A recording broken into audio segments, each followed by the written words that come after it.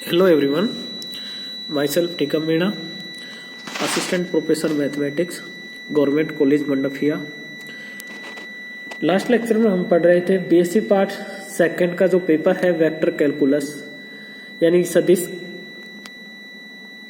Kiln, उसमें हम पढ़ रहे थे gradient of a scalar point functions यानी अदिश बिंदु फलन की प्रवणता पढ़ रहे थे जो कि एक सदिश राशि होती है। आज हम पढ़ने जा रहे हैं कि सदिश बिंदु फलन का अपसरण जो एक अदिश राशि होती है। ये ध्यान रखने योग्य है क्योंकि अदिश बिंदु फलन का जो प्रवणता है वो सदिश होती है, जबकि सदिश बिंदु फलन का अपसरण अदिश राशि होती है। वो कैसे? ग्रेडियंट तो हम पढ़ चुके हैं, आज हम डाइवर्जेंस अर्थात अपसरण पढ़ने जा रहे हैं। माना कि fxyz एक सतत अवकलनीय सदिश बिंदु फलन हो तो f का अपसरण जिसे डाइवर्जेंस f या डेल डॉट f से व्यक्त करते हैं। यानी दो अदिश है और ये डेल ऑपरेटर है, संकारक डाइवर्जेंस f और del dot f equal to i del upon del x plus j del upon del y plus k cap del upon del z dot f। अब इसको हम इससे ऑपरेट कराएं तो i dot del f upon del x plus j dot del f upon del y plus k cap dot del f upon del z। इसको हम इस तरह भी लिख सकते हैं सम में i dot del F upon del x, इसको आगे लिखें तो ऐसा i del F upon del x plus j dot del F upon del y, इसी तरह जेड वाली टर्म। तो किसी सदिश बिंदु फलन का अपसरण एक अदिश बिंदु फलन होता है। परिनालिकीय सदिश अर्थात सोलिनोइडल सदिश, सोलिनोइडल वेक्टर भी बोलते हैं इसको। क्या बोलते हैं? Solenoidal vector. यदि किसी सदिश f का अपसरण शून्य हो अर्थात divergence f equal to 0 that is del dot f equal to 0 तो इसे परिनालिकीय सदिश या सोलिनोइडल वेक्टर कहते हैं। Del dot f equal not equal to f dot del, क्योंकि f डॉट डेल एक संकारक है और डेल डॉट f क्या है? एक अदिश राशि। यदि fxyz एक सतत अवकलनीय सदिश बिंदु फलन है f equal to F x I plus F Y J plus F Z के, तो डाइवर्जेंस f ये होगा। तो f equal to F x I plus F Y J plus F Z के, तो divergence f del dot f equal to I dot del F upon del X. अभी इससे दो बिंदुओं का जैसे सीधा है भाई, डेल का मान तो ये होता है i del upon del x plus j del upon del Y plus k del upon del z, और f ये है f x i k plus F Y J plus F Z k. अब यदि हम इन दोनों बिंदुओं का अदिश गुणा करें, दोनों डेल का और f का अदिश बिंदु गुणा करें, नहीं थोड़ा सदिश अदिश गुणनफल, दो सदिशों का अदिश गुणनफल डॉट से करें तो हम ये जानते हैं कि आई dot I equal to 1, J dot equal to 1, K dot के इक्वल टू 1, बाकी आई डॉट जे डॉट के और ये सारे 0 होते हैं। तो i का i के साथ ही है, वही लिखा है मैंने, क्योंकि i का i के साथ ही 1 होगा, बाकी सब शून्य हो जाएंगे। तो ये वही लिख रहे हैं i del F upon del x plus j del F upon del Y plus k del F upon del Z.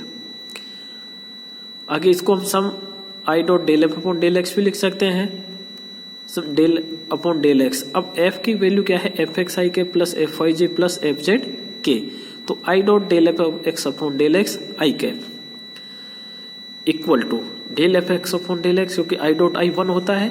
तो इसी तरह और बाकी क्या आ जाएंगे? Del F x upon del x plus del F Y upon del Y plus del F Z upon del Z. अब यदि नेक्स्ट थ्योरम है, यदि एफ व जी दो अवकलनीय सदिश बिंदु पर तो divergence f plus g divergence f plus divergence g होता है। तो divergence f plus g del dot f plus g, del operator की वैल्यू हम रखते हैं i del upon del x plus j del upon del Y plus k del upon del z dot f plus g. अब इसको इस तरह लिख सकते हैं कि आई dot del upon del x f plus g plus j dot del upon del y f plus g plus k cap dot del upon del z f plus g. I dot इसको लिख सकते हैं हम आगे अवकलन करें आंशिक del F upon del x plus del g upon del x plus j dot del F upon del Y plus del g upon del Y plus k cap del F upon del z plus del g upon del Z. अब आई cap F वाले functions को अलग लिखें और जी वाले को अलग लिखें। तो i dot del F upon del x plus j dot del F upon del Y plus k dot del F upon del z. इसी तरह जी वाले को इस तरह लिख दिया, तो इसकी वैल्यू होती है परिभाषा से डेल डॉट एफ, अपसरण की परिभाषा से ये डेल डॉट एफ की वैल्यू है और ये डेल डॉट जी की, तो डाइवर्जेंस एफ प्लस डाइवर्जेंस जी। नेक्स्ट है यदि एक अचर सदिश बिंदु हो तो डाइवर्जेंस ए 0 होगा। अब डाइवर्जेंस ए 0 होगा, ये थ्योरम है, जब ए की वैल्यू अचर सदिश है तो डाइवर्जेंस ए क्या होगा 0। ये अभी हमने लास्ट में अभी देखा था, डाइवर्जेंस एफ की वैल्यू ये निकाली थी हमने। जब यदि जैसे एफ की जगह ए है तो वो सदिश अचर है, तो ये इसकी वैल्यू 0, इसकी भी 0 और इसकी भी 0 आएगी, तो इसकी 0 आएगी तो डाइवर्जेंस ए की वैल्यू 0 हो जाएगी। ये क्वेश्चन है कि f equal to X Y square I cap plus 2x square Y J cap minus 3y Z square K cap, तो 1 माइनस 1 1 पर डाइवर्जेंस f का मान ज्ञात कीजिए। Divergence f equal to del dot f equal to i del upon del x plus j del upon del y plus k cap del upon del z dot f equal to i del upon del x plus j del upon del y plus k cap del upon del z dot f की value रख देते हैं हम इसमें जो question में दी हुई है। अब हमें इन दोनों का क्या करना है, अदिश गुणा। दो सदिश है हमारे पास में, ये ऑपरेटर आई जे के कैप में रूप में है और ये फलन के हैं जो आई जे। इसमें क्या होगा, आई का आई के साथ गुणा होगा, वही आई का आई का साथ, जे का जे के साथ, के का के साथ, क्योंकि आई को dot I equal to 1, J dot j equal to 1, बाकी 0 होंगे। इसी तरह के डॉट के इक्वल टू 1, तो हम ये लिख देते हैं, इसका इससे ही ऑपरेट कराते हैं। तो del upon del X X Y square, क्योंकि आई डॉट आई 1, इसी तरह plus del upon del Y 2x square Y plus del upon del Z minus 3y Z square. ये होगा x के सापेक्ष अवकलन किया y स्क्वायर, इसका हम y के सापेक्ष करें तो 2x स्क्वायर और इसका z के सापेक्ष करें तो माइनस 6y जेड होगा, क्योंकि z स्क्वायर का 2z और 2 का 3 से गुणा किया तो 6। अब यदि बिंदु जो पॉइंट दे रखे हैं 1 माइनस 1 1, अर्थात x की वैल्यू 1, y की वैल्यू माइनस 1, z की वैल्यू 1 इसमें रखें, तो डाइवर्जेंस f होगा माइनस 1 का होल स्क्वायर प्लस 2 1 का स्क्वायर माइनस 6, y की जगह माइनस 1, z की जगह 1, तो आ जाएगा 1 प्लस 2 प्लस 6 इक्वल टू 9। ये इसके आंसर।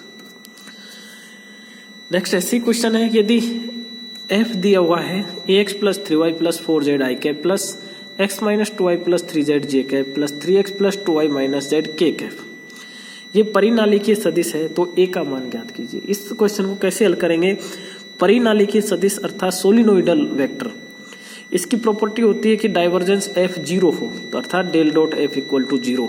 तो हमें क्या करना है, सबसे पहले इस लास्ट क्वेश्चन की तरह इसका डाइवर्जेंस f निकालना है, अर्थात डेल डॉट f निकालना है, उसको हमें 0 के इक्वल रखना है और सिंपल a का मान डायरेक्ट निकल जाएगा उससे। जब उसको हम कंपेयरिंग करेंगे 0 से तो a की वैल्यू इजीली निकल जाएगी। तो हमें क्या करना है, क्योंकि डाइवर्जेंस f को 0 रखे और इसका डाइवर्जेंस f निकालना है कि वो कितना आता है, और उसकी कंपेयरिंग करेंगे तो a का मान सिंपल निकल जाएगा। ये कई बार एग्जाम में क्वेश्चन पूछा गया है, क्योंकि इसमें डाइवर्जेंस f भी निकलता है और परिनालिकीय प्रॉपर्टी अर्थात डाइवर्जेंस f 0 हो तो उस प्रॉपर्टी का यूज करके a का मान निकाल सकते हैं इसमें। नेक्स्ट लेक्चर में भी हम वेक्टर कैलकुलस के और क्वेश्चन करेंगे।